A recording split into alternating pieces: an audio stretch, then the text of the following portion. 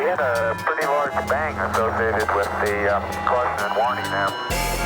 Okay, as we have an apparent serious oxygen leak. 4, 3, 2, 1. Houston, we've had a problem. He's in a roll and he can't stop it. Performing an evasive maneuver. Okay, Houston, we've had a problem here.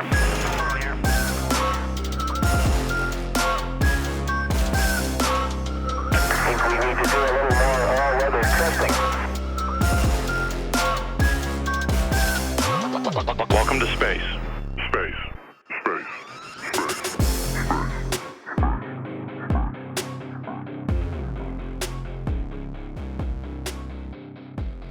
Hello, listener, and welcome to Failure to Launch, the space history podcast where we take you through every mistake, failure, and explosion that made modern space exploration possible. We are your hosts, Quinn, he, him. Chris, he, him. Jake, he, him. And an excited Chris, he, him. And today, we're going to talk about German space engineering, the DLR. So, our guest today, our resident guest expert, is Jake, a software engineer at Heavens Above, working for, I believe you said it was the GSOC, but we will get to that. That's right, yeah, the GSOC, the German Space Operations Center. Awesome. So yeah, thank you so much for coming on this show. Audience, we are continuing our series. We want to keep doing this where we find people. It's kind of a weird thing because I was so used to networking and going out and trying to find experts, but then it turned out that making a space show and, you know, a lot of the audience turned out to be really good at space stuff. They just kind of come to you. Yeah, it's weird. You have to make the show. If you build it, they will come. Long story short, we are continuing our series of talking to people we know who have experience in various niches of the space industry. Basically, the space industry is too big to just be described as rocket scientists. There are all kinds of people working on all kinds of fields. Previously, we talked to Tenki about launch forecasting, and today we are going to be talking to Jake about spacecraft operations. So, Jake, thank you so much for coming on the show. Absolute pleasure. Thank you for having me. After how hectic November has been, at least on our side, how is everybody doing? Hanging in there. Actually doing very well. Nice. I have to do maths. Wait. Can finish that thought. I'll explain to you in a minute. I asked you how you were doing, and you said, I need to do math. What the fuck? Hang on. Empirically, how am I doing? I'm feeling like a 6.5 right now. Just how many decimal points could you go to on how you do? Finish your thought, and then we'll get to what I gotta say. All right. What do you mean? My thought has been finished. I'm doing stellar. Yeah, he just said Fantastic. He's doing good. So how am I doing? So I went to my stepbrother's wedding. Nice. Which was in New Jersey. For those of you who don't remember, I'm in the middle of the country in South Dakota. So I went to my parents' house in Nebraska, and over the course of 2 days, we traveled to New Jersey. And let me say, I did not like being stuck in a car for upwards of like 21 hours over the course of 2 days. Yeah, this is my parents. This is my parents, man. What do you mean?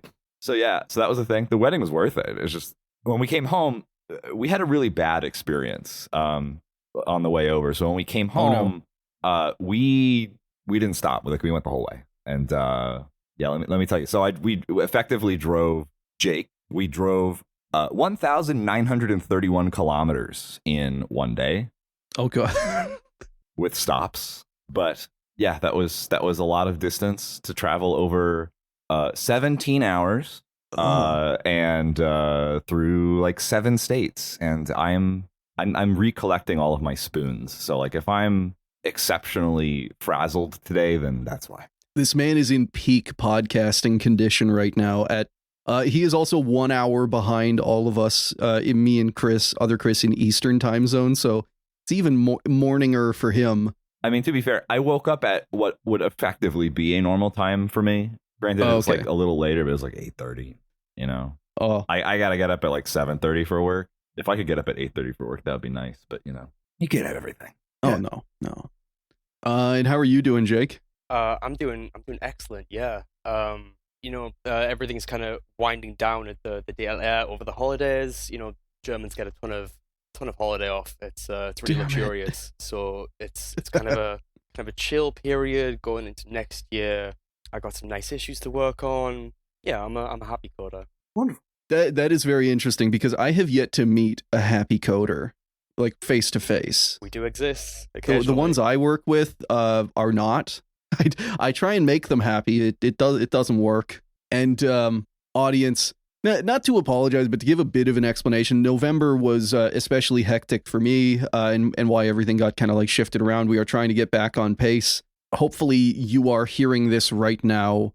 During the second week of December, I was on a work trip. I was on a testing trip in California, in beautiful China Lake, beautiful Ridgecrest, California, middle of nowhere, desert everywhere, surprisingly cold. But now I'm back and I'm ready to talk space. And with that, I figure we can turn things over to our guest expert to tell us a little bit about spacecraft operations, and specifically spacecraft operations at the DLR, the German Space Agency. Well, all right. I mean, I think the first thing I want to preface everything I say by starting by saying that software engineering is not the same as actual engineering, right? I don't have an engineering degree. I have a bachelor's in mathematics. I am going to be so psyched to be able to tell that to all the software engineers I work with. No, like a friend, like a guy gave me the inside scoop. You guys are not engineers, actually. Yeah, my friend says that you don't need a degree to do this job. Are you just getting ready to alienate your friends at work? I already told you there are no happy coders that I know. So I can't make it better. I may as well make it worse. That's a take, okay.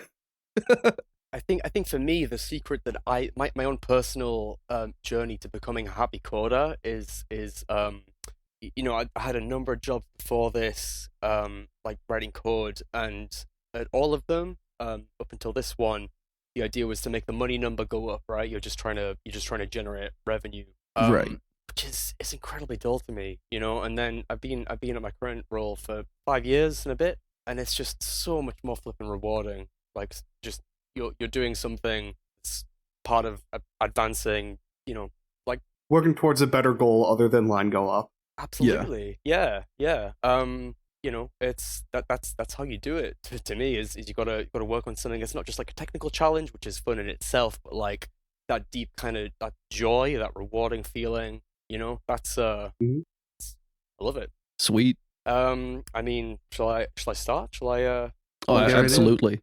All right. So yeah, guys, I'm going to be talking about the spacecraft operations at the DLR, the Deutsches Zentrum für Luft- und Raumfahrt. I apologize to any German listeners for my shitty pronunciation. I haven't got my B2 yet. I'm working on it, I promise.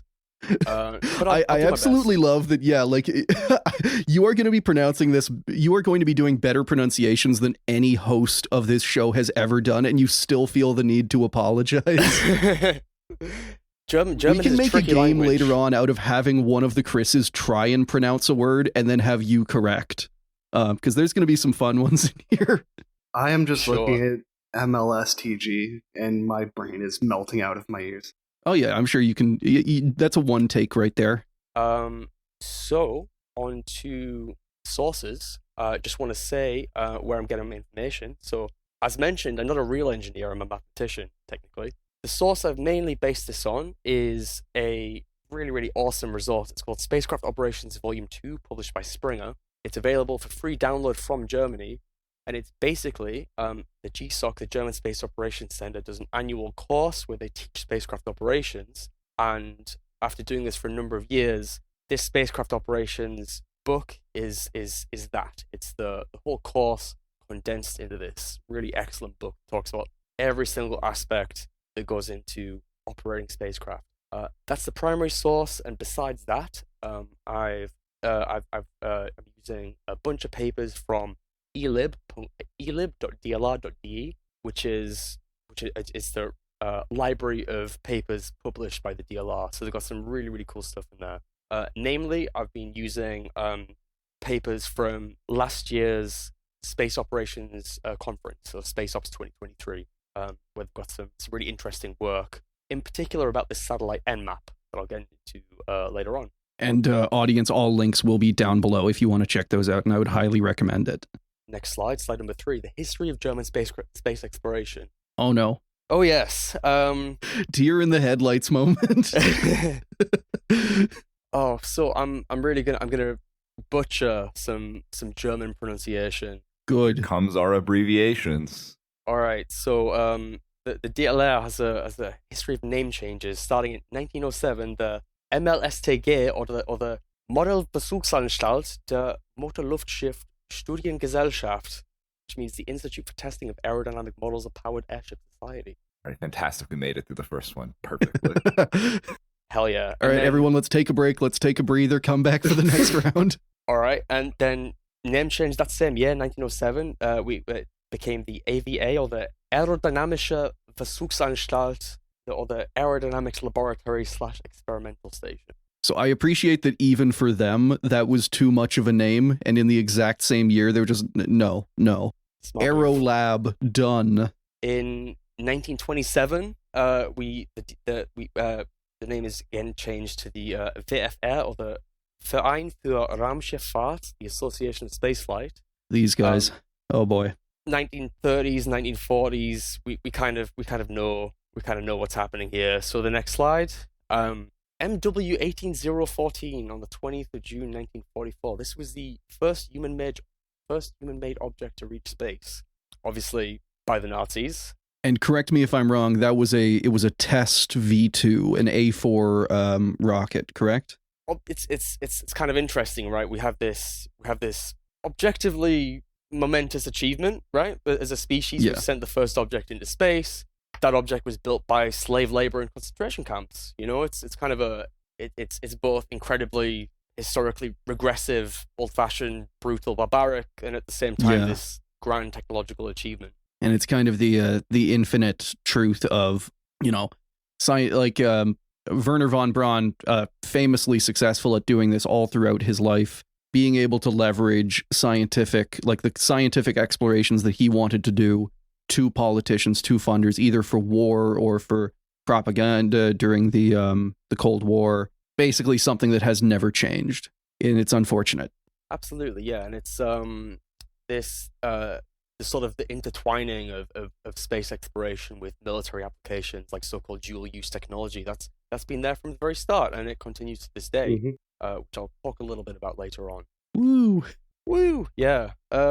So after World War II, the DLR, I'm going to skip a bunch of name changes, but what is now known as the DLR was founded in West Germany in 1969 as the Deutsche Forschungs- und Versuchsanstalt für Luft- und Raumfahrt, or the DFVLR. You know, I think I'm obviously going to omit anything to do with East German space exploration, which I know fuck all about. I don't know. I assume there must have been some East German cosmonauts at some point. Oh, absolutely. First German in orbit, first German astronaut, I guess cosmonaut from East Germany. And I know they did do a lot of work. There was a Soviet program called Intercosmos that would basically allow other Warsaw Pact countries to kind of ride share into orbit. So they could put payloads, they could send cosmonauts. It was Sigmund Jan. I'm probably mispronouncing that, but yeah. I do find it interesting from that map you've got in the slides, though, that do you know, like, the facilities in I'm assuming this map is of DLR facilities in Germany, and there are a bunch of them. Like, do you know if those are new facilities in what was East Germany, or if they kind of, with the reunification, they kind of took over, I guess, what East German space program hardware and facilities there were? That's a very good question. I have no idea, I'm afraid. Nice. Listener, Google it right now. We did kind of blitz past it, but the one of the best things about Intercosmos was just making the Ceausescu's incredibly angry. Oh, God. Yeah, Germany, pretty high up on the list of Intercosmos. They did not get snubbed like Czechoslovakia. Intercosmos, sorry to derail us. This is what I said about there will be derails. I think Germany was second. I think Poland was first. No, sorry. I'm getting mixed up all over the place. Yeah, not Czechoslovakia was first, Poland was second, and then Germany. Yeah, Sigmund Jan flew third in 1978. And then, yeah, Romania, not Czechoslovakia, was snubbed. This is what happens when I am not hosting, when I am merely a listener. My brain, I don't have a script to focus myself. Sorry. So you can see on this map, in Bayern, so in the south of Germany, Oberpfaffenhofen. This is the where GSOC, the German Space Operations Center, is based. This is where I work, but a little bit more about that later. So just some high level information. The DLR has a roughly 1.3 billion annual budget, 1.3 billion euros, about 11,000 employees, for research institutions, including stuff like robotics and atmospheric physics. They're not strictly a civilian. Well, I think the DLR technically itself is civilian, but some of the work they do is definitely used by the Bundeswehr, the German armed forces. Okay. So maybe a little bit of a kind of DARPA thing going on, like a civilian research institution that does delve into the kind of defense industry as well. Actually, interesting. This is a complete tangent, but there is Germany has tried to do their own version of DARPA, or like specifically the civilian equivalent of DARPA. It's called Prototype Fund. The idea is that they're funding these kind of so-called moonshot ideas, or that's what they aim to fund anyway. I think they have, from their website, they have these kind of quite lofty goals in terms of what they're actually doing. It's a little bit maybe budget constrained, I guess. Full disclosure, I've applied to Prototype Fund a couple of times and accepted, so maybe I'm just salty, you know. Yeah, I was about to say, like, oh, like our official DLR representative slags this other program. They're about to start some official beef right now. So if we go to the next slide, the GSOC, German Space Operations Center in Oberpfaffenhofen. This is where I technically work. I'm actually home office since COVID, which is lovely. Nice. I still technically work at the GSOC, which is in Bayern, Bavaria, in the south of Germany, near Munich. Lovely, lovely city. Munich, beautiful, beautiful city. If you ever get a chance to visit, go to Munich, go to Oktoberfest, go to the Alps, have a hike. It's great. Love it there. We're going to look at some DLR missions. You don't need to anglicize the pronunciation for our sake. I'm just gonna we will say I will say DLR. The, you can pronounce it properly. I'll just butcher it at random. It's fine. All right. We can see from like the Wikipedia page, there's a ton of stuff the DLR has done. I'm gonna talk about limited selection. And I'm gonna what I'm gonna try and do is kind of pull bits from this spacecraft operations manual to sort of illustrate what each mission, the kind of constraints they face, fundamental characteristics, and kind of how these challenges are solved with the DLR. So if we want to skip to the next slide, space environment in a low Earth orbit, or LEO. So this is where most of our satellites are, right? It's the easiest to reach. You need the least energy. It's roughly 600 kilometers altitude, which works out to orbiting about every 90 minutes. So if you get much less altitude than this, then you're going to get a lot more. You can't really have a satellite any lower because of the atmospheric drag. It's just going to deorbit very quickly. In low Earth orbit, you can still receive on your satellite. Your satellite can use GPS location data, which is pretty cool. You've got a satellite that's getting its location from another satellite network. This is because GPS or location satellites are about significantly further out. They're in medium Earth orbit. So you've got the Earth, and then a little bit higher, you've got low Earth orbit, and then a bit beyond that, you've got like MEO. So that's where the Galileo GPS, or Baidu is the Chinese one, or I think Baidu, yeah. GLONASS is the Russian one. GLONASS, GPS, yeah. So because you've got this 90-minute orbit time, this works out to a pass of about 10 minutes. And a pass is when the satellite is flying overhead, you're on the Earth, you've got a ground station, you want to talk to your satellite. So you have about a 10-minute window when your satellite dish is tracking the satellite, and you're using this time to send up to receive telemetry from the satellite and to send up commands. So because of this, at a low Earth orbit, there is still residual atmosphere. It's less than, I think, 1% the density of atmosphere at sea level. So it's not a lot of atmosphere, but it's enough to sap energy. Correct. Oh Exactly. yeah. And this means that your orbit is not only does it sap energy, but it's harder to predict. so you can't predict it for more than, I think, a couple of weeks in advance at the low Earth orbit. It's comparatively speaking, compared to the kind of environments we're going to talk about later on, it's relatively forgiving, right? So you actually have a higher solar flux compared to the surface of the Earth, which means you can generate more solar power than you could if you had a solar panel on ground level. And you can get, depending on the height of the orbit, you can get some radiation protection because you're actually within the Earth's magnetic field. On the flip side, there is a bit more of a risk of collision because this is obviously a very congested altitude, right? We have a lot. We have a fucking ton of satellites in low Earth orbit. Oh, yeah. Massive chance of collision. Or massive relatively. Yeah, there's collisions every day up there. It's like we're gonna put automotive statistics to shame soon. Oh, I can't wait. Let's not invoke Kessler, please. I like my internet. Let's I not like talk my about satellites. You don't like being trapped in a cloud of garbage? We're building a shield. This is a planetary defense thing now. I love The outer universe. This is an asteroid protection strategy now. It'll hit the shield and bounce off. We just need to keep piling junk into Leo. God. I mean, it would work eventually, Yeah, if With just enough building pressure. a ring. Create enough nonsense. We need to stock up on enough resources first. So we need to do like some controlled re-entries of asteroids to get more resources. You know what I mean? Yeah. Like eventually we're gonna run out of stuff. Like Yeah, I mean, there's only so much Earth. there's only so much Earth. Eventually we're gonna like entropy away all of our gold and silver, and we're gonna need more. I'm picturing you saying this to MBS, the head of Saudi Arabia, and him just nodding, like either nodding sagely or just like staring like a puppy, just completely entranced by this idea. Just imagine this. We're going to crash gold into the Earth's surface. Ooh. So if we want to skip to the next slide, riding the Terminator. I just included this because the name sounds fucking cool. This is a Absolutely. particular kind of low Earth orbit. The Terminator is the divider between day and night, right? Which obviously rotates around the Earth. Yeah. So riding the Terminator is a type of orbit in which the satellite follows the Terminator, which has some advantages. It's got pretty much constant illumination, which is good if you're using solar panels for an energy-intensive activity like active radar.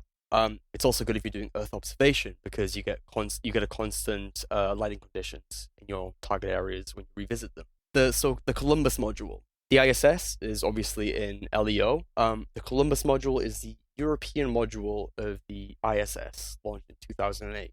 The control center for Columbus is at GSOC Oberpfaffenhofen. It's kind of, in terms of mission planning, it's obviously a lot less automated than most satellites because you have squishy human beings up there. So there's a chapter in this in the Space Ops book. I won't get too into it, but it's they have a fairly flexible approach to mission planning. I think at some point they would kind of they would organize the astronauts' timetables kind of like very like down to the minute or whatever. But then I think astronauts weren't super happy about this, and these days they're pretty flexible. Yeah, I believe I'm not certain how scheduled out their days are today, but yeah, it was a substantial movement towards maybe let's not make these guys work 24 hours. Let's not see what happens when astronauts go on strike.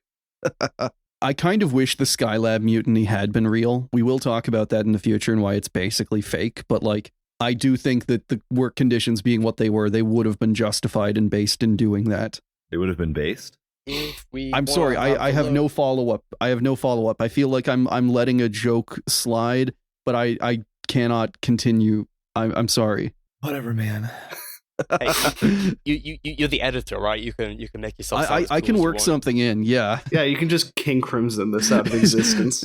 I can make myself sound so smart if I wanted to. The other problem, though, is that I am not good at editing, so I could not do it convincingly. If we want to skip to the slide on NMAP, so NMAP stands for Environmental Mapping and Analysis.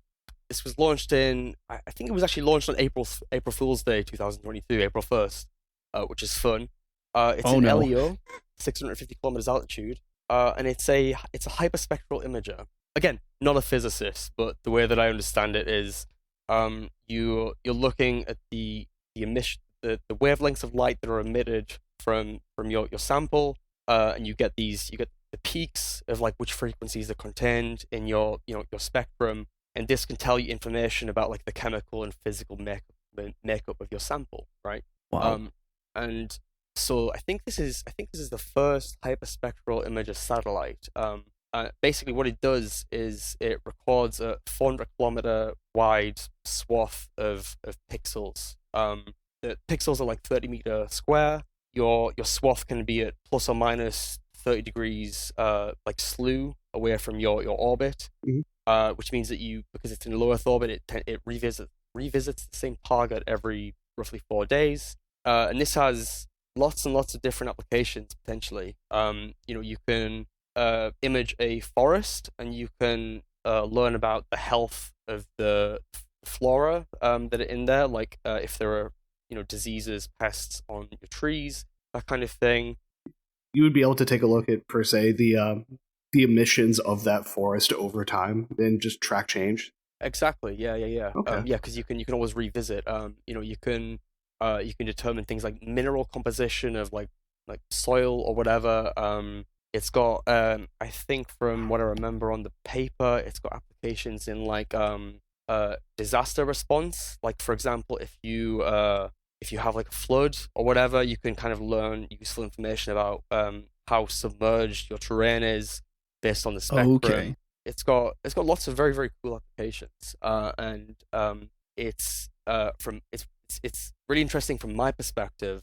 I do mission planning software because Nmap was the first mission to from the start, from launch. Like it was the first mission to start using this reactive planning thing. Reactive mission planning, which I'll get into later. It's the idea that you treat your satellite and what it does like a booking system, where you have a timeline of activities that you build up. You have algorithms that operate on this timeline, and you can ingest new information, like for example a request for imaging, and your algorithms can like look at the timeline, maybe delete or remove different acquisitions to kind of make things to make a consistent conflict-free timeline. Okay, cool. We'll get into more of this later, but yeah, Nmap is a very cool mission, I think. Yeah, it sounds very useful. Absolutely. I'm eager to hear more about that reactive. I'll be honest, whenever I first saw reactive planning in the slides, I interpreted that to mean like, no, we'll just be reactive. Like we're going to plan later. I mean, that's kind of what it is, right? It's like if you can, like one of the predecessors to Nmap, TD1, I think is a satellite, or TerraSAR. The idea is with this predecessor, the planning would have to be done kind of more in advance. Like say that you had like an acquisition, because everything is constrained by the passes, right? It depends on when your satellite is overhead, so you can upload it a new command timeline. So it's like with a predecessor satellite before Nmap, say that there was a new acquisition request to image a target, like whatever, an hour before the uplink. Before reactive planning, it probably wouldn't have been possible to accommodate that request because the timeline wasn't so-called like reactive. It didn't react to new input. It was much more of like, have you heard of like the waterfall model in software? It was much more of like a top-down kind of planning process. And yeah, Nmap is changing all that, and I think that it's reactive planning is definitely the way forward for future missions. Just allowing that extra layer of flexibility. Yeah, exactly. Yeah, but yeah, that's what an acquisition with Nmap kind of looks like. I was going to say that Nmap is just a little guy looking at his picture. Yep, just likes taking pretty pictures. So you guys, 2 Americans and a Canadian, you guys have your fancy GPS satellite. Very cool. I think Galileo actually has a higher accuracy than GPS. So I believe so. That's neat. It sucks to be you. It sounds like we need to get good. Yeah, gotta improve your geolocation game. Yeah, we can't sit on our laurels. So, like I mentioned earlier, like China has Baidu, Russia has GLONASS, Europe has Galileo. It's 26 satellites. It also has like some like disaster response, like search and rescue functionality that I'm not sure the other like geolocation constellations have. So it's like if you have like an emergency beacon, I think that can be picked up by Galileo satellites. There's 2 redundant control centers in Oberpfaffenhofen and somewhere in Italy. and to talk a little bit about the kind of planning for a constellation like this. So it's in medium Earth orbit. It's going to be a little bit longer than 90 minutes orbit duration.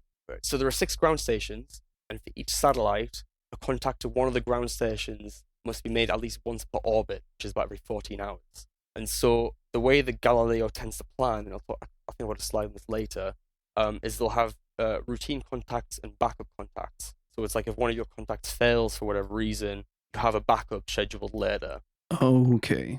And so each of these contacts is going to be downloading data, like so-called housekeeping data from all the telemetry, all the sensors from both satellite, and it's going to be uploading a little bit. So we've talked about LEO and MEO. If we're now going for higher altitude, we get to geosynchronous, and then eventually to out not orbiting the Earth but orbiting the Moon, for example. So geosynchronous satellite, you probably know this. Geosynchronous means that the satellite is, from observing it on the ground, it's always in a fixed position in the sky. And to do this, it means that the satellite has to orbit around the equator, following the equator, with a specific period. And that means a specific altitude. I think it's like 36,000 kilometers. Roughly, I believe.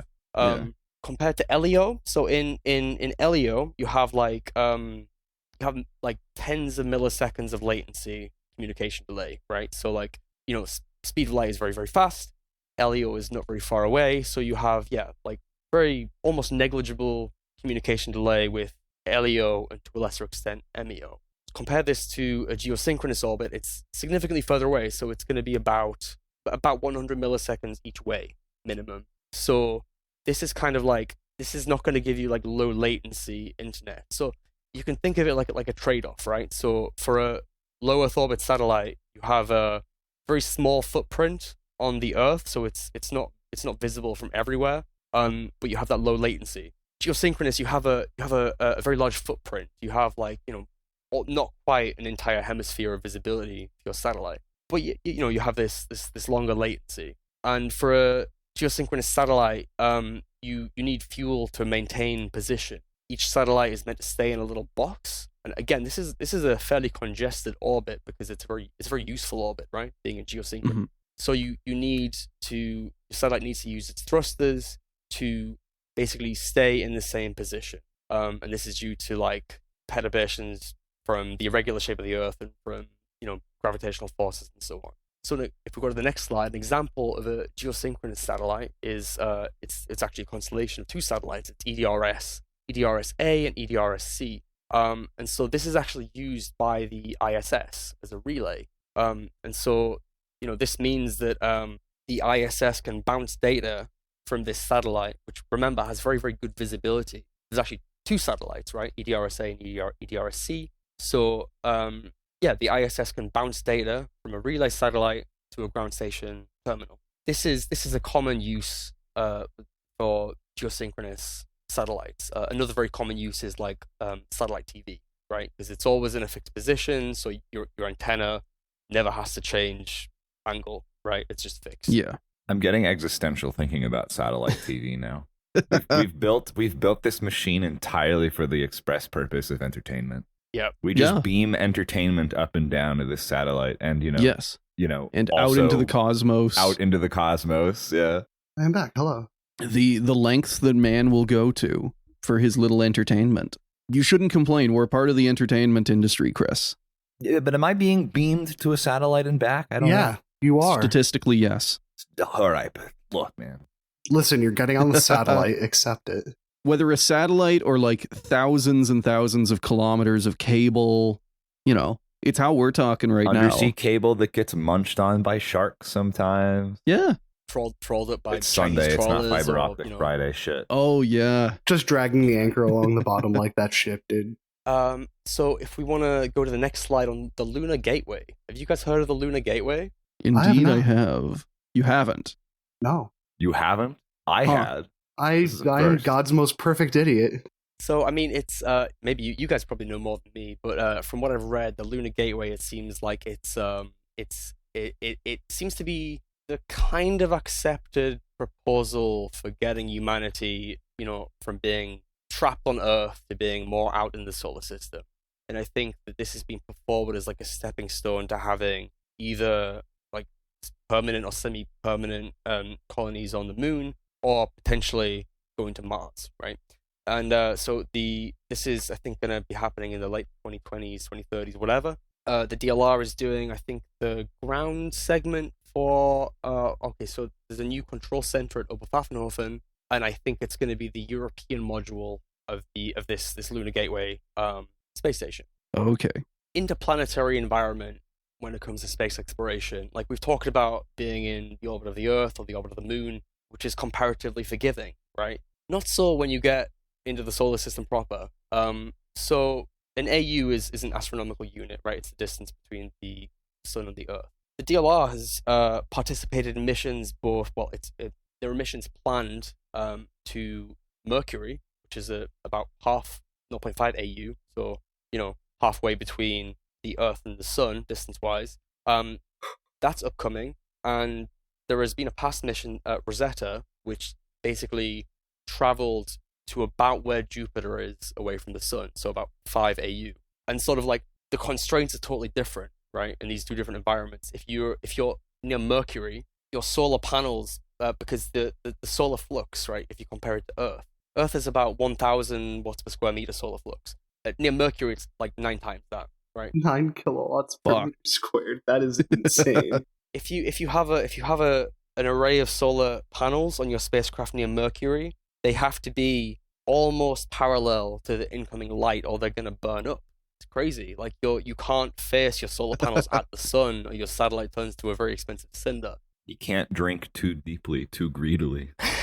It's crazy. And if you compare near Jupiter, like 5 AU, you have like about 25 times less solar power than you do at 1 AU. So you need much bigger solar cells if you're going to do that, or you need an alternate power source like radioisotope generator, whatever. If you're doing interplanetary missions, then obviously you're going to have a much longer communication delay of like minutes or longer, like based on the travel time of the speed of light. Right. Which means that you need to have very good automation with your satellite. You're in like interplanetary space. You're gonna have charged particles, like flipping bits in your electronics, degrading your like semiconductors, all this kind of thing. Maybe the majority of interplanetary space travel uses like flybys, right? Where your spacecraft swings by another planet to either gain or actually even lose energy. In the case of Mercury, you need to do flybys to reduce the amount of energy you have. Your spacecraft also needs to have really precise pointing of its antenna at Earth to be able to communicate. Like, also, this communication is also affected by solar conjunctions, right? So this is where from the spacecraft's perspective, the sun is behind the Earth. So you have this very bright radiation source that's going to basically black out your communications. It's also like there's managerial challenges to having an interplanetary mission because they can last for years. And it's like, how do you maintain a team of people and their expertise over this long period? Like, how do you deal with churn? How do you, if you're dealing with like a 5-year coast out to where you're going to do, how do you keep the scientists, like say you're sending a planetary lander or something out to a distant planet, a distant moon, like how do you keep those scientists on hand for the 5 years that they're not needed and get them back when they are needed? Yeah, this is a challenge, and I think so. At GSOC, the way that they kind of do this is they have like what they call a multi-mission approach at GSOC, where they try and share not just like software systems, but like personnel between missions. So it's like if you have one of these very long duration missions, you can kind of cycle personnel between other missions, so they're not like they still have stuff to do. But yeah, it's a very interesting kind of mission. If we go to the next slide, I've got a little diagram of a flyby here. I have a maths degree, but I fucking suck at maths, to be honest. There's too many numbers. It's horrible. From what I understand from trying to read this spacecraft operations volume 2 and talking to my boss. So the idea is you're trying to do a flyby. You kind of model your orbit. You think of it as a 2-body problem. So I guess you ignore like moons and suns and so on. You're assuming it's hyperbola, and you want to get your spacecraft so close that it gains energy from the thing that it's flying by. Got a little diagram of the Galileo spacecraft there. This is not the Galileo constellation. It's an overloaded name. It's a popular name. This is the Galileo probe. They need to figure this out. They cannot keep doing this. No, every program is now Galileo. It's all Galileo.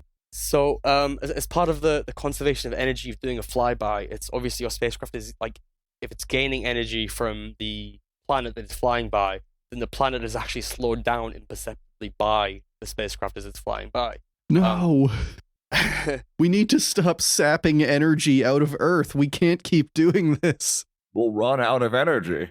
Or better yet, we need to crash Mercury right now. We need to send any interplanetary mission. You have to swing by Mercury. This is a new rule. We are sending that sucker into the sun. So actually thinking about it, when you're doing a flyby to get to Mercury, you're actually losing orbital energy. You actually need to fly by to lose energy to get to Mercury. So I guess you'd be speeding it up, right?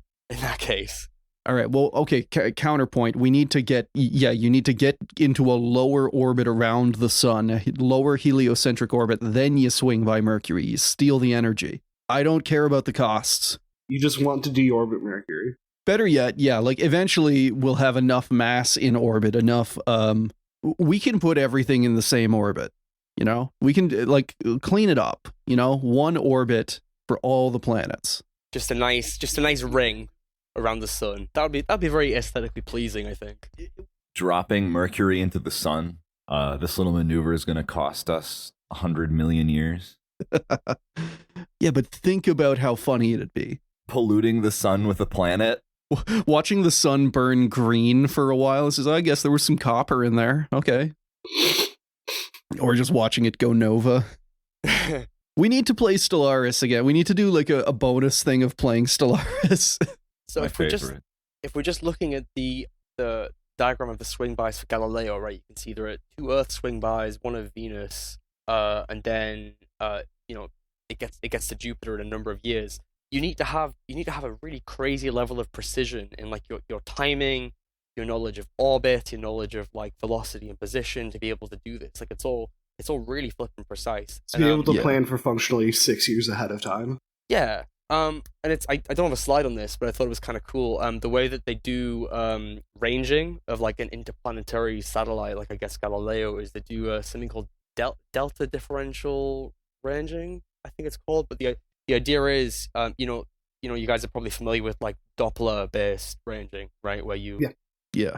The way that I understand it with this delta door thing is you're doing ranging from 2 ground stations of your interplanetary probe, and also you find a pulsar in the background of that spacecraft, and you're doing something to do with the timing of the pulsar, and your two ground stations, and a bunch of I'm assuming very complicated maths that I'm going to totally hand wave. You do some cool stuff, and you get a precise knowledge of where your probe is and its velocity, and that's what you need to be able to time the thruster burns for doing your flybys. And it's just I just think it's incredible the level of precision that you have to have. There's so many moving parts that everything needs to go perfectly to be able to do all this interplanetary kind of maneuvering. It's very cool. Not to mention with like every single change, like the earlier you do a change, the more, like the butterfly effect, like the spacecraft being 1 micrometer to the left in year 1 is going to send it like hundreds of kilometers off course in year 6. Like you were saying, just that level of precision required. Yeah. Well, these are a couple of interplanetary missions DLR has been part of. And specifically the DLR have been doing like rovers. So, for example, the Philae lander, I don't say that, probably Philae or fish. Philae. It was Philae. I've heard all kinds with it. This was carried by the Rosetta probe. You probably heard of. Which visited a comet, and it was carrying this lander. So the Rosetta was the first spacecraft to fly to around 5 AU, so Jupiter-like distance, using solar power. So I don't know if it had a radioisotope generator as well, but yeah, primarily used solar power to get this far out. It was the first mission to land on a celestial object without a precursor mission that observed the object during a flyby. And so I think from what I remember from the spacecraft operations book, there was sort of this level of autonomy on board the Rosetta spacecraft where it could do measurements of the comet to basically calculate its orbit and kind of correct, like reduce the error with which it knew the orbit. I think it did a couple of orbits of the comet and then dropped the lander.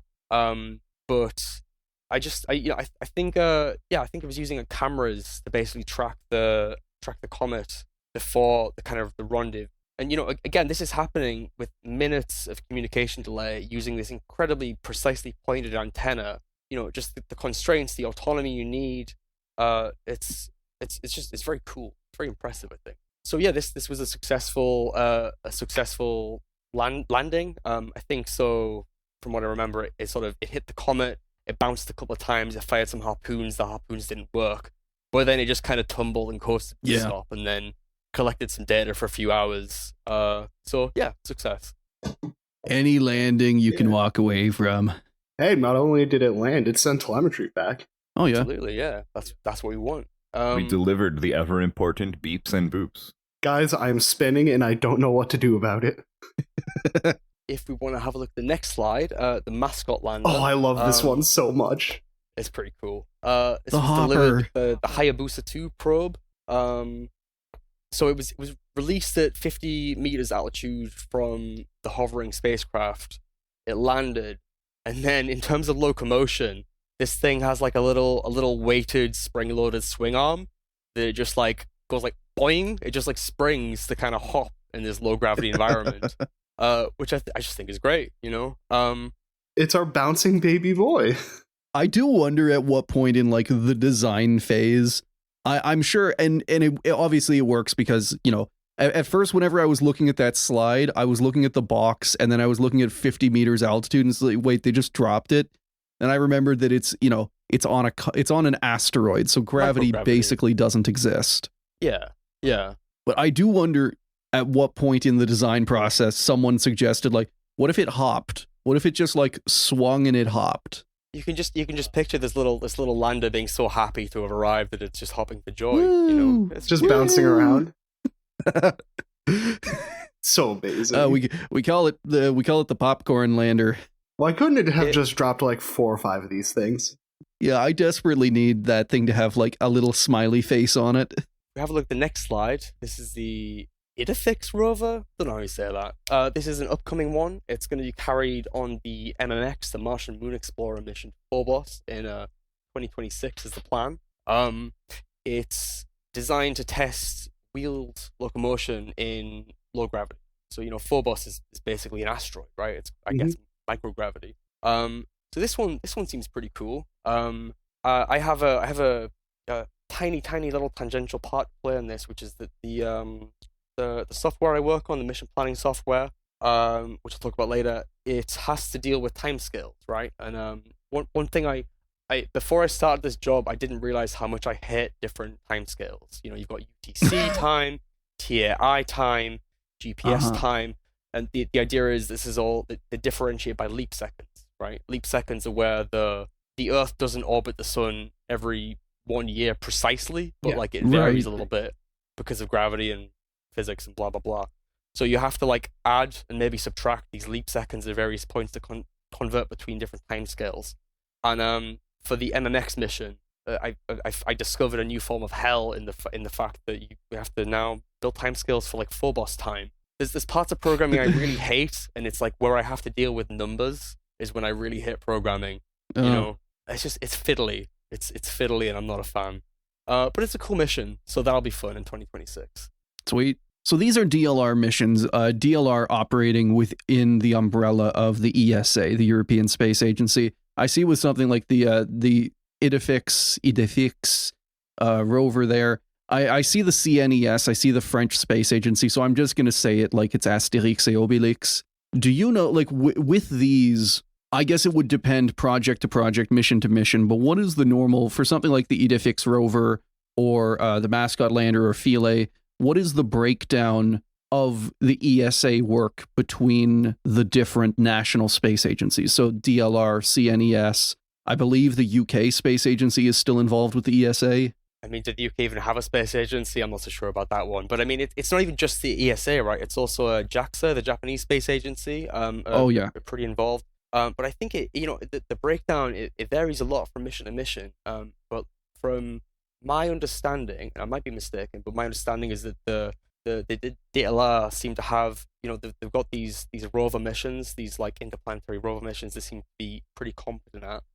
And additionally, I think the DLR seems to be pretty good at handling like the what's called the ground segment of space operations. So like the control rooms, the networking, the mission planning, all this kind of thing. So yeah, I think the breakdown of work varies just by mission. But the DLR seems to have like really strong competencies in like ground segment stuff. Okay, so whether that be setting up the like you said with the Lunar Gateway, all of the principal ground control stations being set up in Germany at that DLR facility, while also kind of having a specialty towards landers and landings and whatnot. Okay, cool. Yeah, it seems to be. Yeah. So I think the last DLR mission I'm going to talk about next slide is Bepi Colombo, which is this up and coming Mercury orbiter. Mercury orbiter. I think it's two spacecraft joined together. Yeah. They're going to do some observations of Mercury in 2026 after 9 flybys to lose energy. And actually, so in this case, it's the DLR is doing a laser altimeter for the Mercury planetary orbiter. So that's their little part. I don't know if they're doing any ground segment stuff or control rooms or whatever, but yeah, they developed this laser altimeter. So yeah, that was like the first bit of the presentation about kind of some cool stuff the DLR has done. How do you guys feel about German space exploration so far? Well, you told us about the fun, cool stuff more recently than the bad stuff. So like my mind is more focused on that. Nice. Yeah, for the actual involvement with landers, it is very. But the neat. more I'm thinking about it, the more I'm thinking back to like the VFR. I don't know. I think it is very cool. I like being a Canadian, being someone who has some knowledge and working experience of the Canadian Space Agency, the CSA. I do appreciate what you kind of said there of like whether or not it's official or officially recognized, a kind of specialization towards certain parts of space exploration. Yeah. We're gonna focus on, or we're gonna handle. We can do really well the ground side and the landings. I think that's really cool. Mm-hmm. The CSA has somewhat relegated itself to like arms. You want arms? We can put arms on things. What the CSA is doing on the lunar gateway? Do you want to have a guess? Oh hell yeah, I do. Canadarm3, MDA all the way, baby. You figure out what you're good at, and then just keep on doing it and don't ever stop. I'm feeling pretty good so far. I've definitely seen examples of like space cooperation, and I don't know. Bepi Colombo is a really funny name to me. It is fun. I was gonna say I didn't actually realize the DLR's involvement with the hopper. Yeah, it's just a cute little hopping robot that's just excited to be a part of things.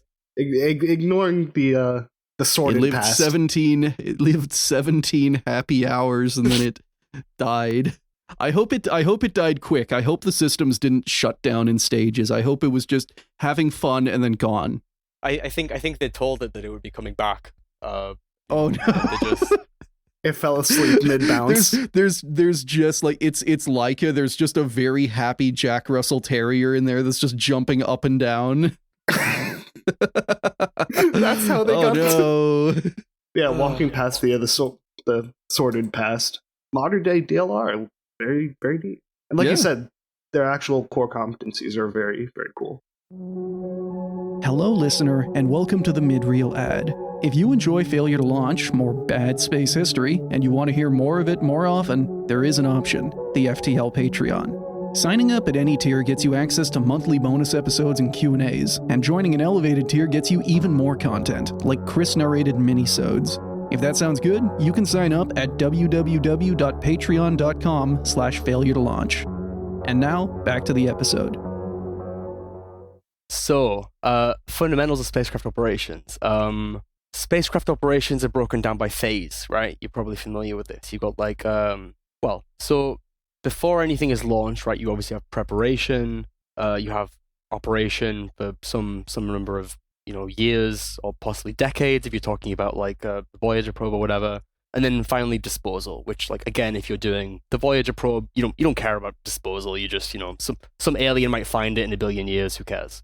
Disposal would just be tying off everything, just formally closing the mission off. Yeah, I mean, it would be that, and then if you're doing a LEO satellite or a GEO satellite or whatever, you either want to have it burn up in the atmosphere, or you want to send it to a graveyard orbit, or if you're a Russian, then you just want to spray radioactive sodium all over, rock and roll.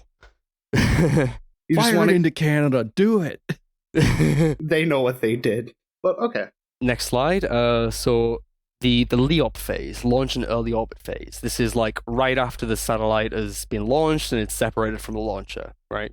So you have the first contact, first pass with ground control. You need to basically get the satellite into a safe orbit, right?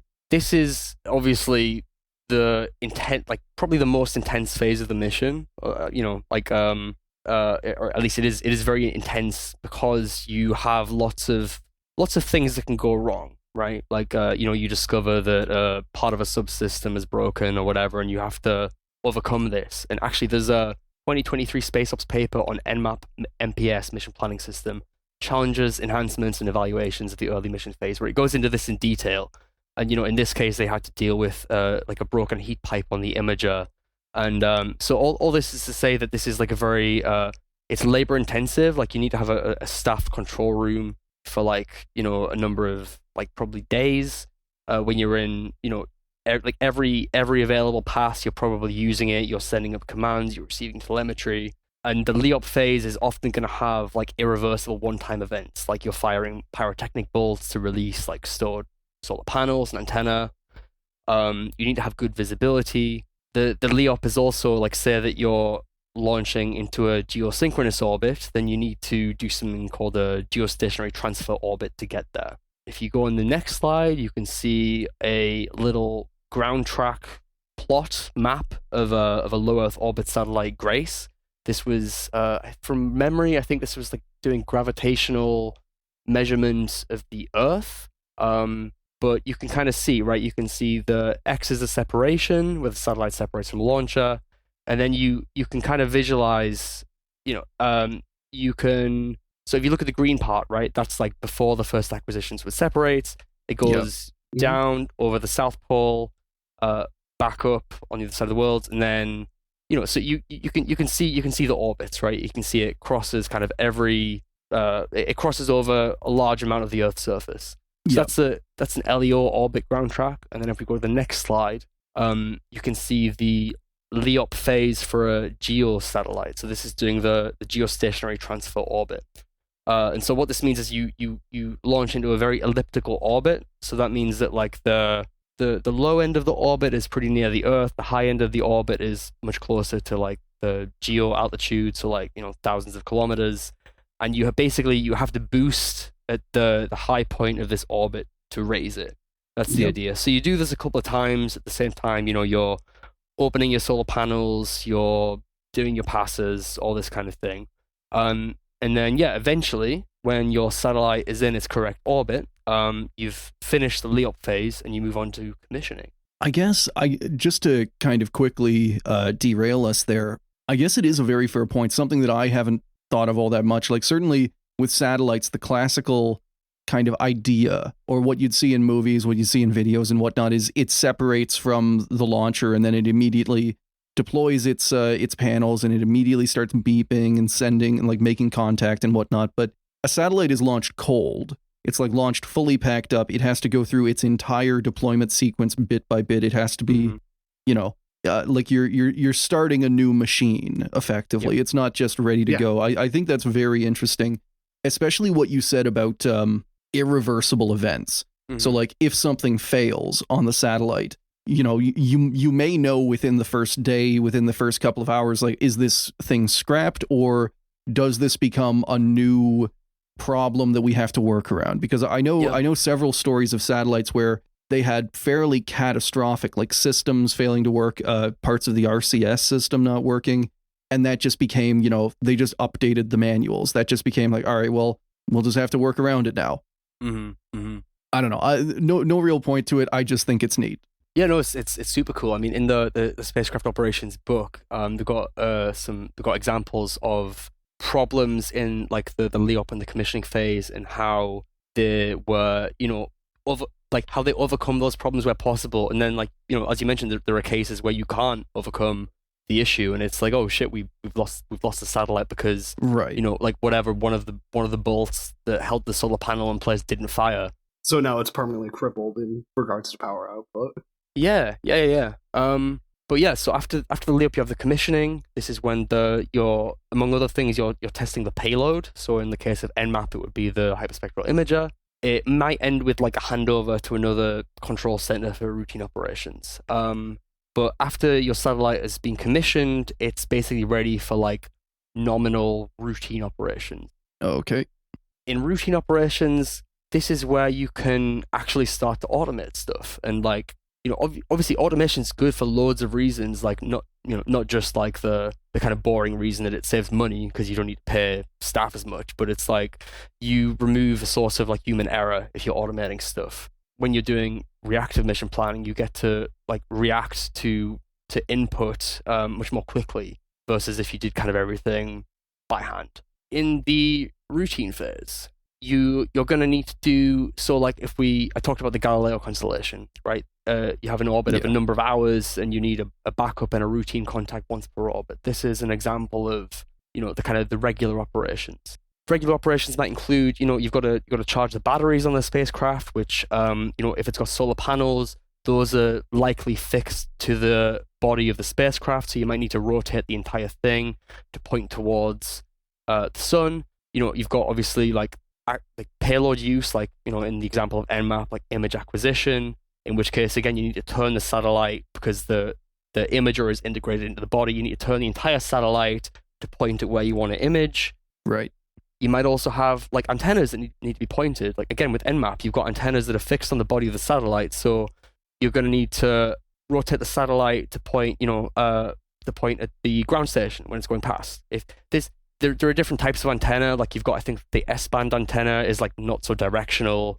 And then if you have the higher frequency antennas, they need to be like pointed quite precisely. But there's all this stuff going on in the routine phase that you can start to automate. Right.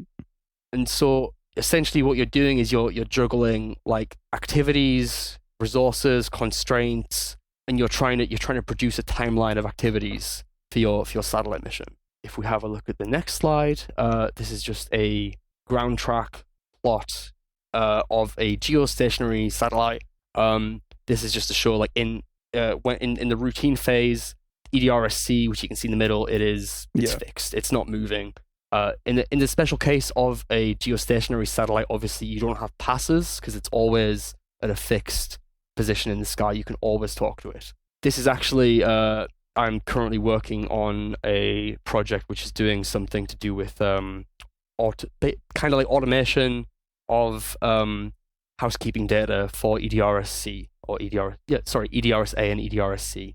I'll talk about this a bit later, but it's using some software to basically deal with the schedule of like when this ground station is talking to the satellites.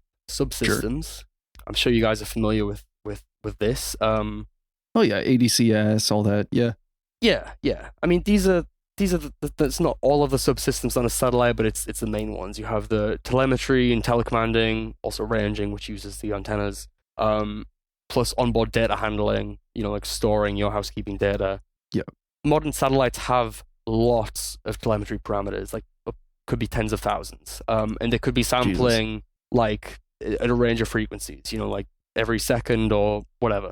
There might be reasons to want to like switch on and off monitoring with certain parameters, because remember, you only have a certain amount of onboard memory. And say that you're in LEO, you have passes every 90 minutes.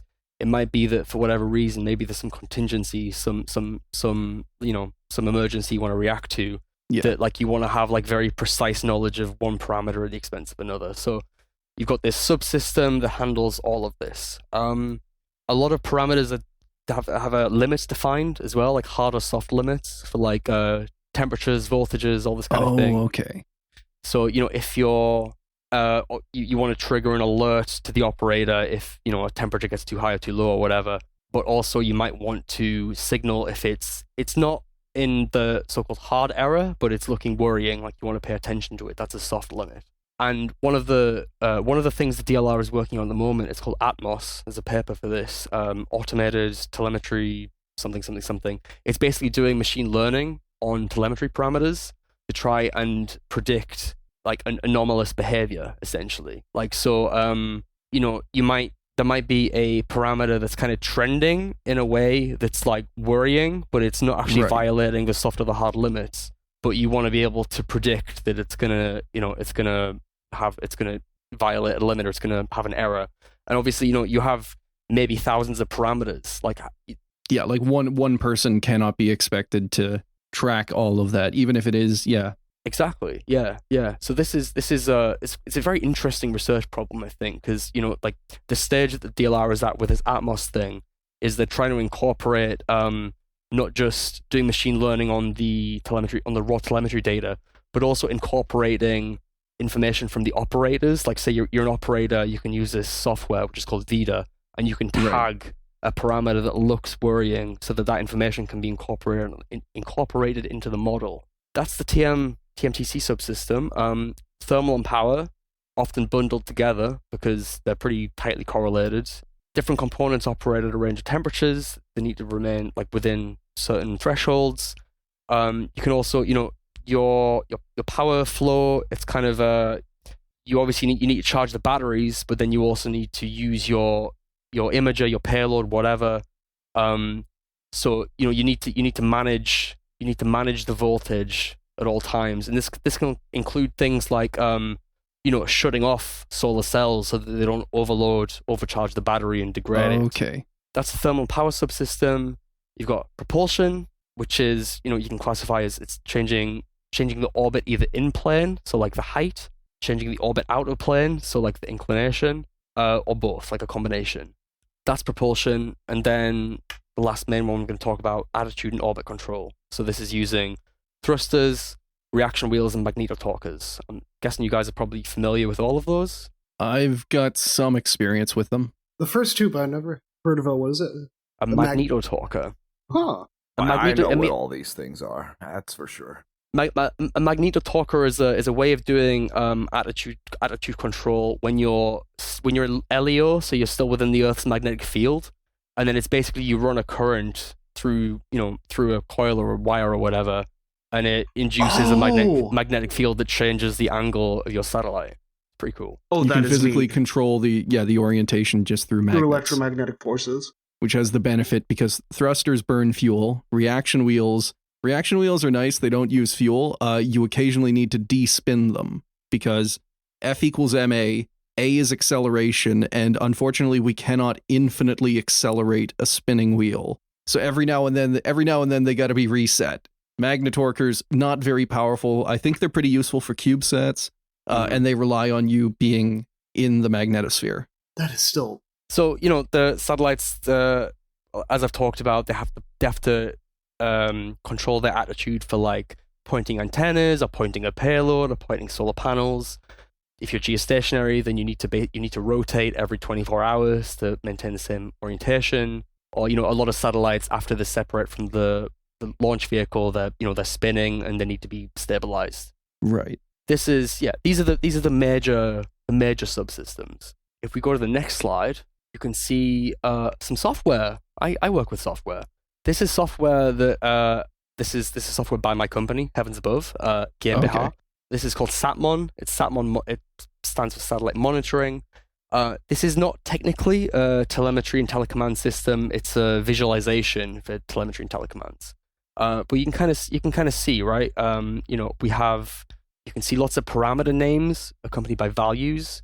You can see in the bottom right, you've got a display of a very elliptical orbit. Bottom left, you've got some graphs showing two parameters in green and red. Every operator in the control room is going to be running, among other things, like something like SatMon to be able to show the relevant parameters for their subsystem. If you're like the parameters that are relevant to your thrusters or reaction wheels or whatever. Can we fix up the UI a little bit? This looks like old Dwarf Fortress. I mean, I'm sure it works, and I'm sure people are used to it. I use ancient software that I have just gotten accustomed to.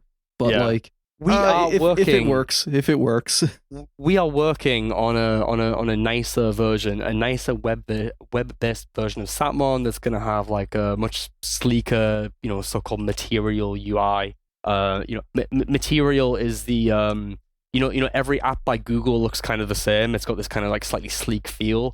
It's using the Material user interface. So we're working on it, is what I'm trying to say. We're working on a nice sexy version. Okay. For context, listener, I would highly recommend you look this up, like Satmon satellite software.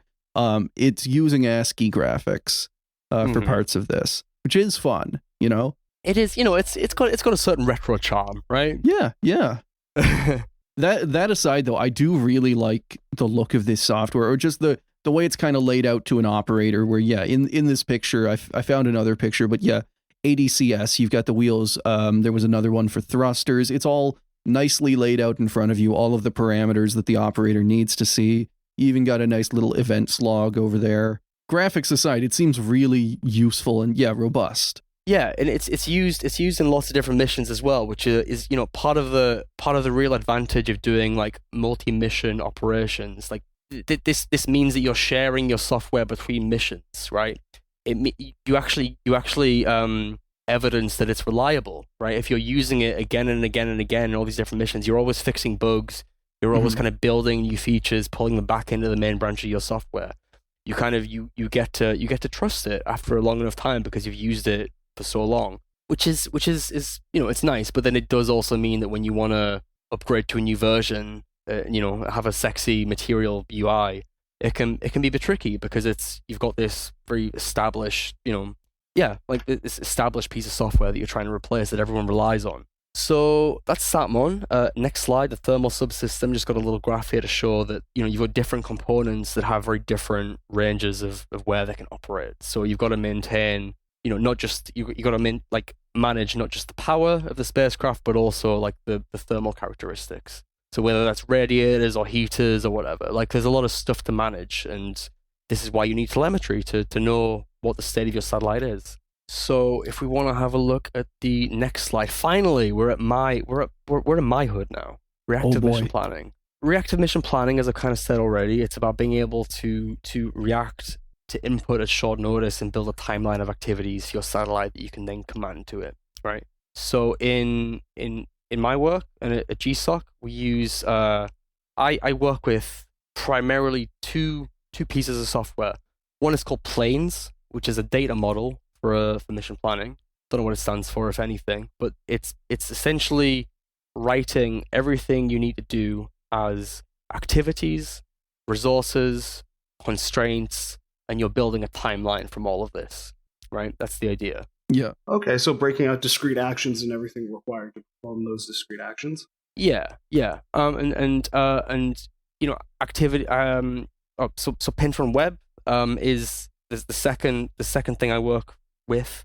Pintron Web uses Planes, this modeling language, and Pintron Web is basically, it's a UI. It's a web-based UI that shows you the timeline, it shows you your planning model, and it lets operators make changes to that model. The third thing that I work with, not on the slide, well, it's reactive planning itself is a software system that manages this timeline, manages this planning model, Planes, based not just on user input, but on any kind of input, So things like acquisition requests, where, you've got the customer, some third party wants to use the imager, the hyperspectral imager on MMAP, for example. You want to ingest information from them. You want to ingest orbit information from flight dynamics. Like you want to, orbits are often described as two-line elements, which are only valid for a certain period, a couple of weeks, because orbits are not super predictable. So you've got this reactive planning system that wants to ingest acquisition requests, flight dynamics data, all kinds of different input, and you want to be able to generate a timeline from that. That's the main idea. Okay. What I really respect about how GSOC have approached the planning problem is they've done it in a very technically pleasing way, doing it in terms of like what's called functional programming, which is where you kind of avoid having mutable state. Everything is immutable, which eliminates whole classes of bugs. I really like the way they've done it in that sense.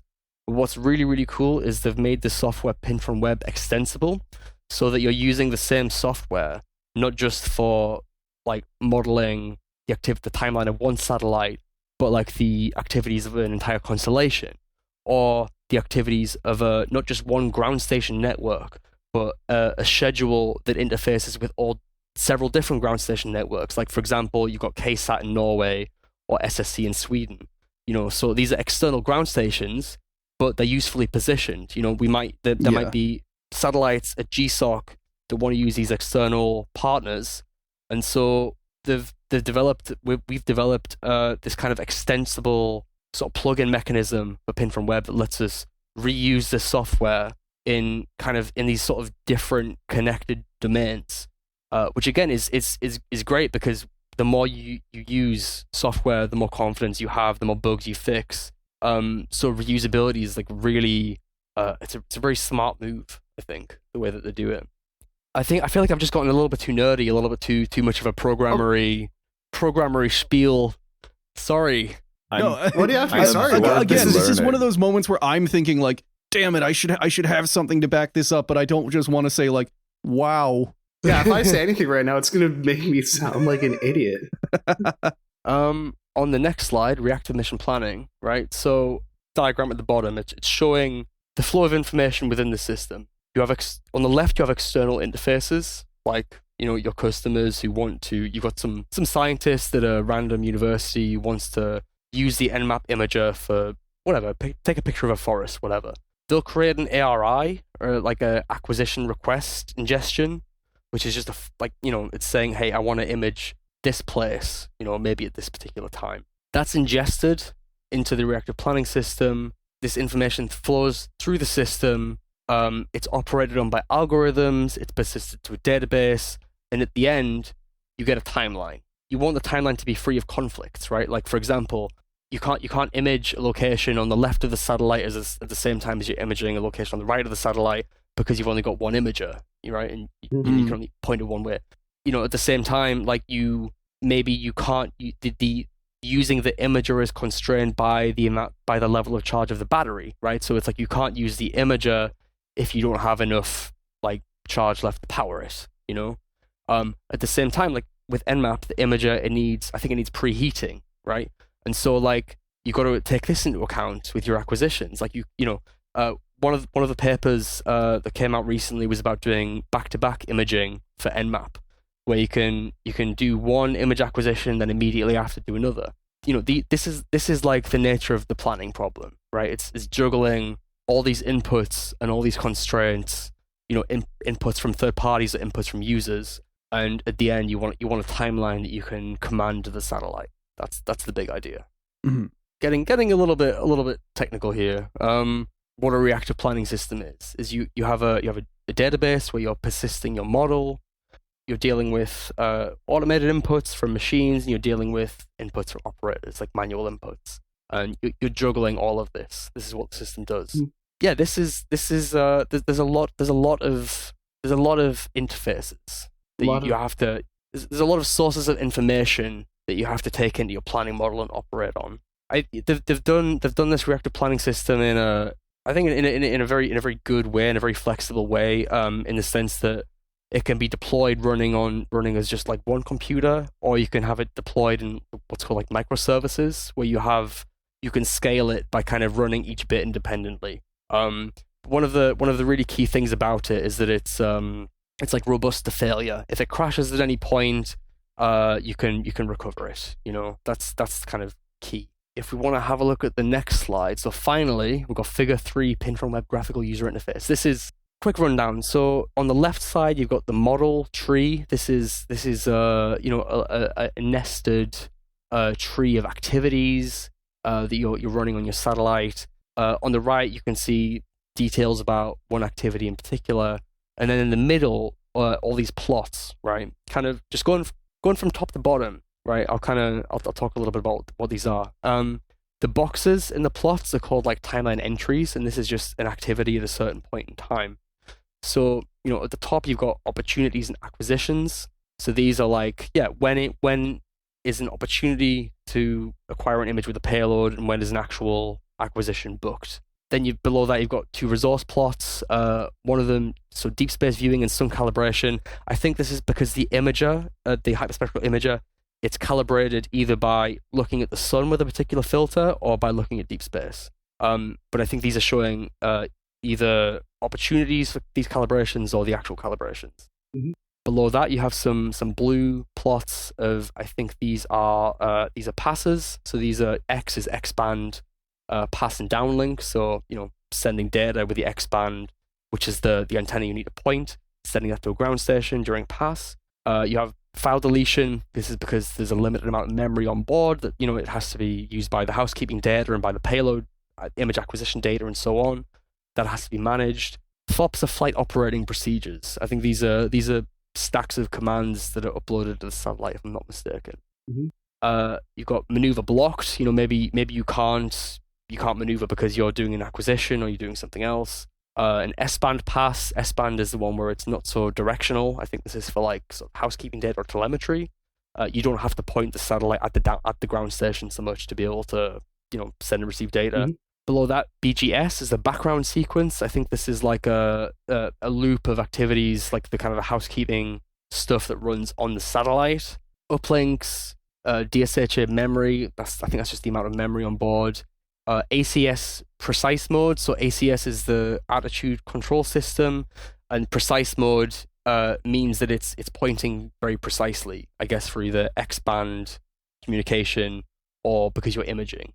So it's like you need to have, precise pointing as opposed to kind of like Rough pointing. the less precise. Yeah, like the rough pointing. If you're just trying to charge your battery, you point at the sun. It doesn't need to be precise, right? It just needs to get enough. But if you're trying to get a illumination. very precise image of let's say your headquarters, then that's when you're going to be really granular about it. Yeah. Below that, you got the HSI is the hyperspectral imager. These are the files that it the image files. Then you got the power and the Earth shadow. So obviously these are linked, right? Like, because you're not getting, if you're in shadow, then you're not charging your batteries via the solar panels.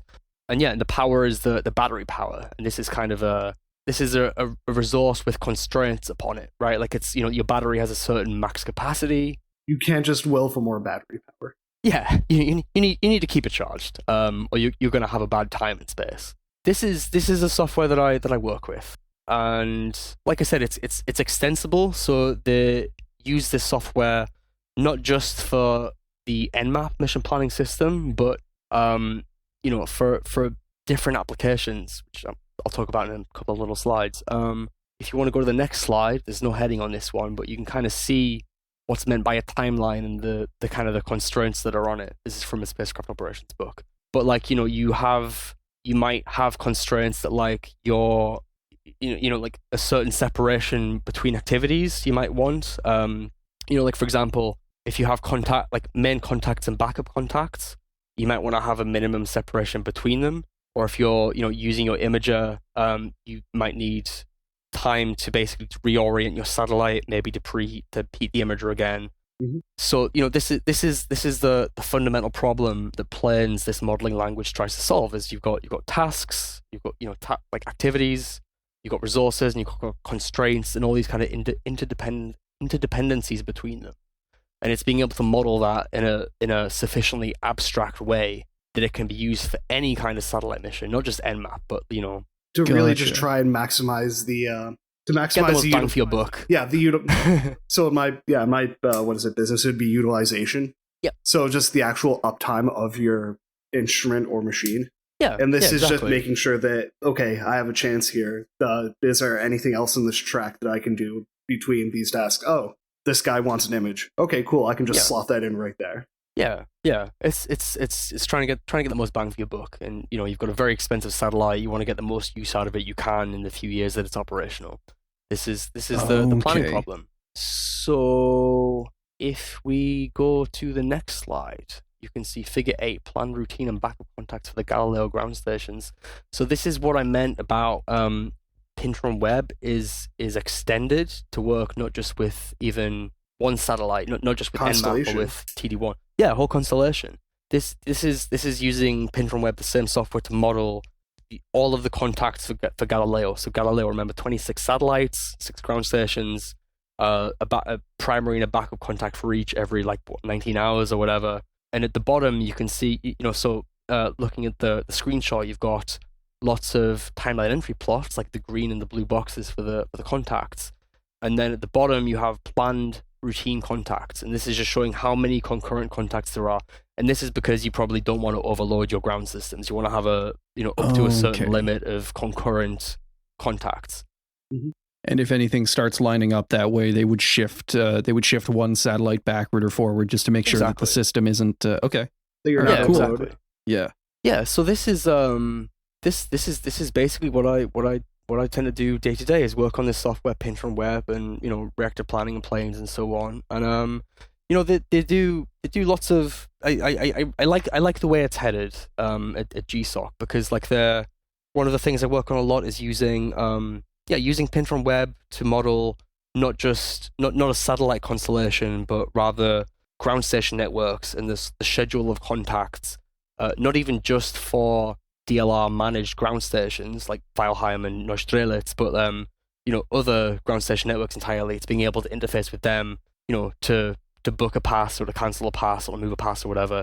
It's using the same software, the same reactor planning system, and building it into kind of a novel use case. But the cool thing is that when you add a new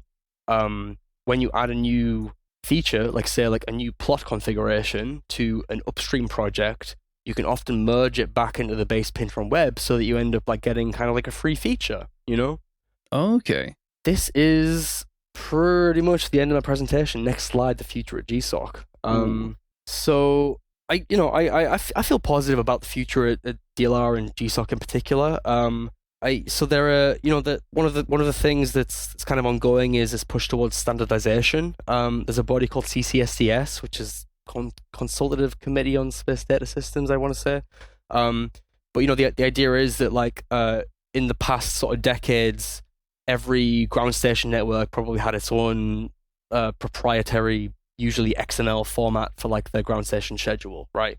Whereas going forward, it would be good if we all had the same standards. And one of the I think the real advantage of standardization, and CCSDS in particular, is that in the sort of next decades, we're going to see more and more space to space links. Say you want to have internet access from your lunar gateway, that might require one or more kind of relay hops, and it's you basically you want to have standardization to make that as interoperable as possible. And the idea is eventually to have a solar system wide internet using all these kind of standardized protocols, and using a standardized system to make sure that that anyone can connect to anything effectively, or the different manufacturers, different companies, different providers can connect to each other. Just making systems talk to each other. Yeah.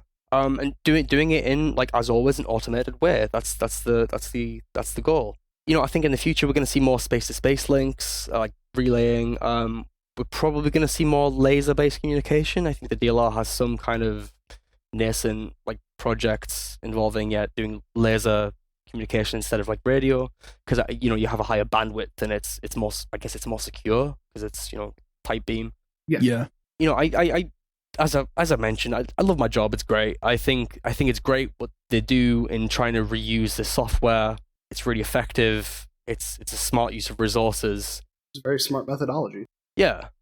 I think the last point from me really is I think we're gonna see more dual use technology in space, kind of going back to the origins, right? There's a satellite that is going to be launched, I believe, next year called H2SAT. So I think it's the Heinrich Hertz satellite, named after the physicist. And the idea is, I think it's in GEO, but the idea is that they have a bunch of different payloads on aboard. They're using them to test new forms of communication in space. One of the payloads is for the Bundeswehr, German Armed Forces. Okay. I think this is it's just gonna accelerate, right? We're in such a unstable environment geopolitically, and things like satellites are so so crucial to like nuclear planning. You know, like detecting nuclear launches. Militaries are completely dependent on satellites. And Things like, you know, the Chinese are testing anti-satellite technology. Like the militarization of space is happening at an accelerated pace. and it's been happening, to be completely honest, because ASAT testing goes all the way back to, I want to say, the 80s. I think was when the first plane launched ASAT. I believe missile so. was. Yeah. It's unfortunate, right? Because it could have been like a peaceful frontier. You know, like humanity didn't have to colonize space the way that they colonized. You know, Europeans colonized the continent. It's like there's no native populations to displace in space. We didn't need to do it militarily, and yet we kind of are, unfortunately, getting more militarized anyway. Sad. Yeah, It's an unfortunate feature of the human species that we can't, unfortunately, disconnect ourselves from. That we will Rip. inevitably be paranoid bastards.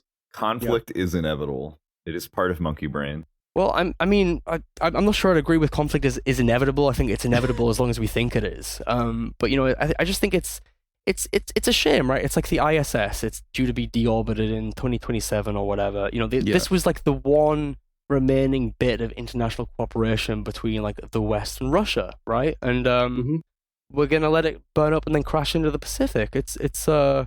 I think it's a travesty. Yeah. Hope, you know, I've got a little bit of hope for the future. Like I think that the DLR does a lot of cool stuff. But I mean, even with like NMAP, you know, environmental mapping and analysis, like we know that the climate catastrophe is occurring. Like we have enough data on this that we should be acting, and yet instead we're gathering more data. You know, it's a little bit of a sorry to end on a bummer. No, I definitely know what you mean. Like whenever you see a cool technological development, a scientific development that you know in your head could be used for like XYZ good things, and then you also see it like kind of slowly turning towards other uses. Just kind of like, okay, maybe not. Let's get back on track, everyone. It's just like that. It's just, it hurts. Yeah, it's unfortunate. That's it for me, guys. Next slide. I have some thanks. Thanks to you guys for having me. Really appreciate it. It's been fun. No worries. Thank you for coming on. Yeah, thanks for being here. Pleasure. It's not often I get this humbled by someone else in their field. I want to say thanks to everybody at GSOC. You guys are great. Love working with you. And thanks especially to former colleague, friend Vlad Phillip. You're awesome. You're a great developer. Love you. Yeah, that's it from me. I have a couple of plugs. Awesome. Well, I was just about to ask. It is a little presumptuous of you to have already made. Well, they are in the slide deck. Fine. You can do your plugs. Sorry. Heavens above, download the app. Learn when satellites are overhead. It's great. Ooh. Plug number 1. Plug number 2 is my own little personal project. It's called Cop Script. It is turning your phone into like a emergency beacon when you have to deal with police. It's designed to be a free open source version of an app by the ACLU called Mobile Justice, but instead of being limited to the US and English language and a central server, it's internationalized and localized and decentralized.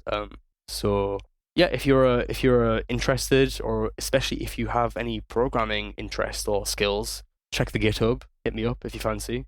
I'll be at the Chaos Computer Club 30th Congress in Hamburg at the end of December.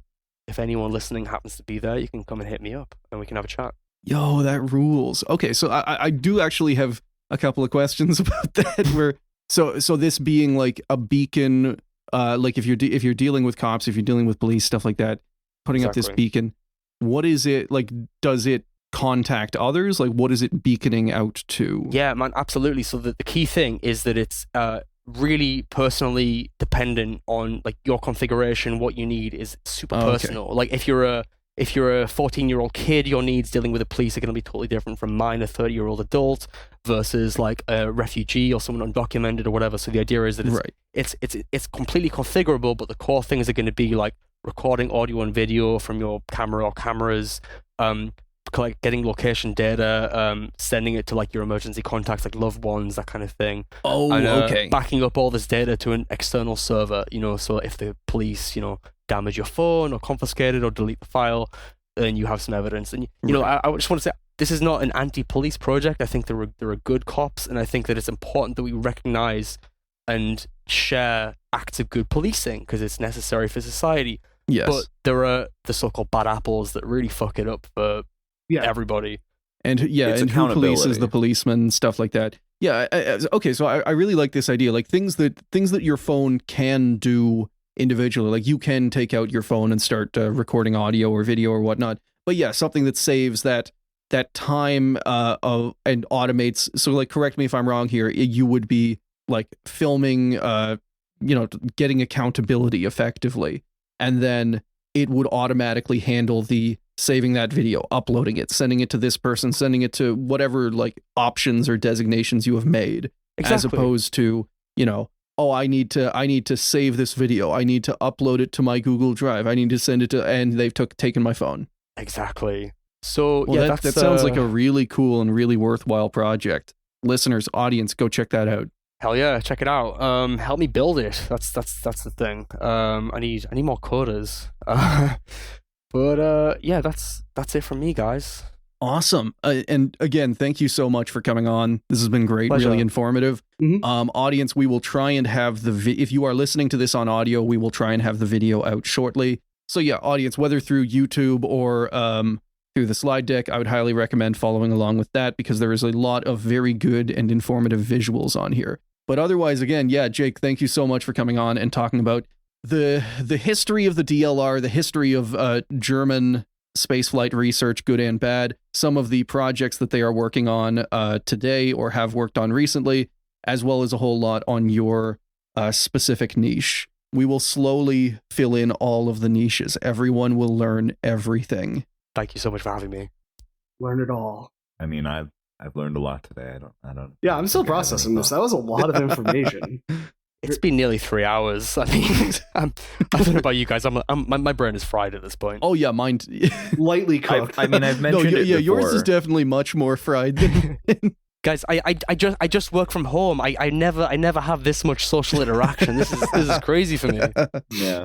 I got my camera working for you. I hope you appreciate. I really that appreciate you it. wanted this social interaction. I could have been a faceless voice in your ear. Just is that what you want to be? Tis I. Whispering sweet nothings. And audience, thank you so much for listening to another episode of Failure to Launch. Goodbye. Adios. Juicy. Thank you to everyone who have signed up to support the show, and a big shout out to all of our top tier patrons. Our cyborg cats are August Sun, Boss, Charlie, David R, Ellie M, Jorg 2, Luke Newcomb, Lupe AG, Matt, Mobius Striptease, Nerd Beast, Noah, Oil Drum, Pat, Spectre Cohen, Tactical Spork, Tortilla Baron, and Vivek D. Our space dogs are A Union Thug, That Guy is Best Guy, Adam H, Angry Old Man Yada Yada, Anthony C, Otto Fox, Band User, Baron M, Ben L, Boomzilla, Cantaloupe Was Taken, Chainsaw Snuggling, Charles G, Cole C, Captain Lag, CSD 2016, Daddy Bongo, Double Time, Dr. Shockmaster, Enk, Aaron, Fractal Moonlight, Furious Luddite, I Hope You Have a Good Day, Ian W, Emmanuel Lewis, JM, James A, James C, Jamie K, John C, John Tastic, Kara Chameleon, Kate D, Corbin the Dog, Korolev's Condiments, Lane of the Wired, Lens White, M, McLean C, Mar, Nick C, Norman W, Panda, Randall, Sam A, Sean F, Sean H, Sensual Kazoo, Sean P, Sophie L, Sparks, Spirit of Thunder, That Big Sexy, The Best Sean, Tom M, Tim P, Trash Doe, Verosh T, Vrisk, Will W, Wingsmith, Zaf, and Zim. Albert Count 104. Thank you for listening to another episode of Failure to Launch. If you want to follow us, we are Failure to Launch on Blue Sky and FT Launch Pod on Instagram. We also post our episodes with visual aids at Failure to Launch Podcast on YouTube. All music was provided by DJ Danarchy.